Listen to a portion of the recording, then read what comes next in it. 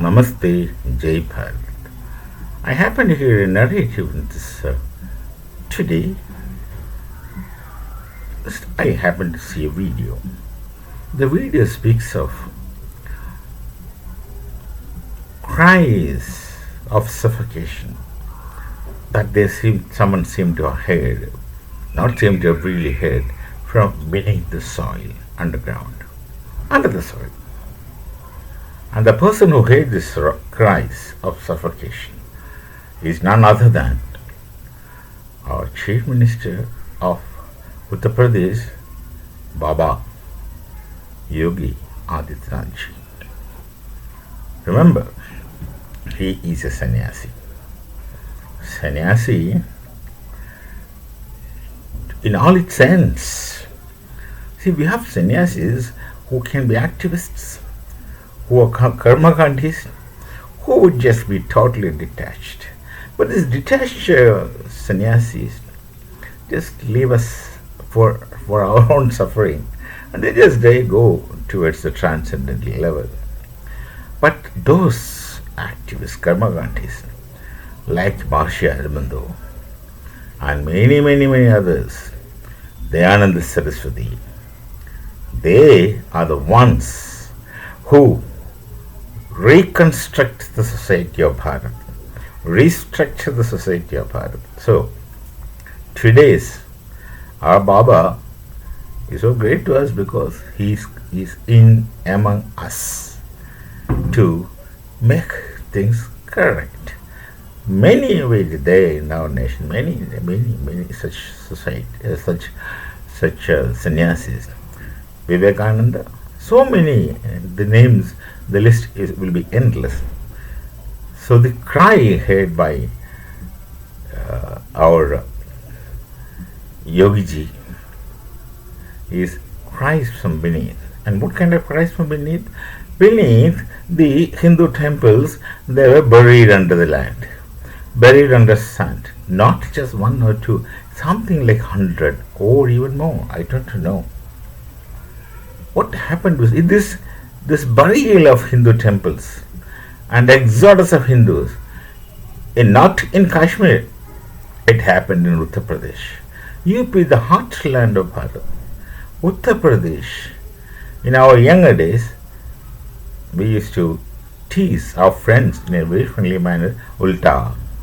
But today, Yogiji has made Uttar Pradesh Uttam Pradesh. Anyway, that is Sambhal, Jilla, and neighbor places. What happened is that this did not happen in ancient times. This did not happen in colonial Bharat. But this happened in free Bharat somewhere in 70s, early or mid 70s.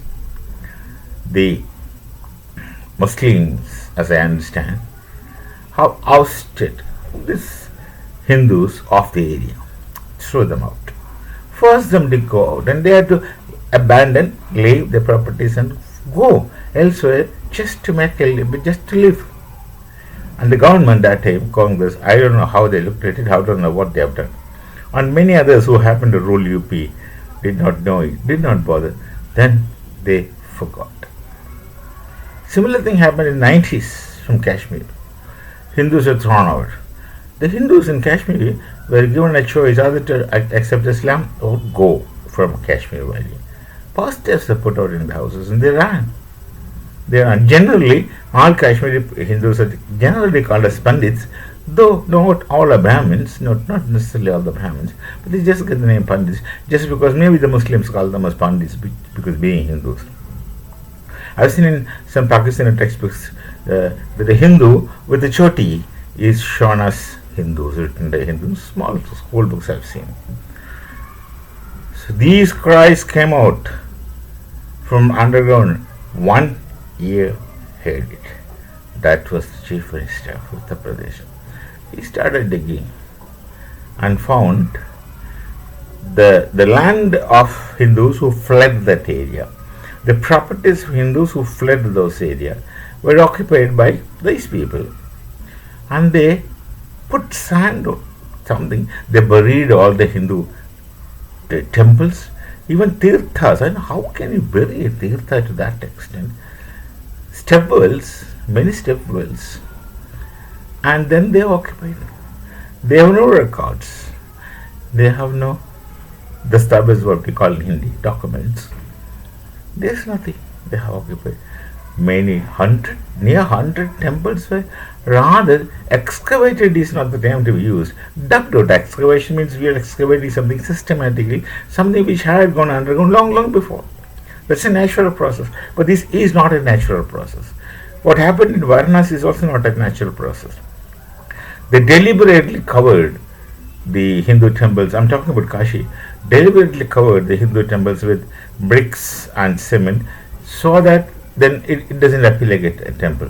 Then they started living there. And inside the temple structure is still there. Outside they simply covered. As a house they started living there. If you go to Kashi, Varanasi, you can see this now.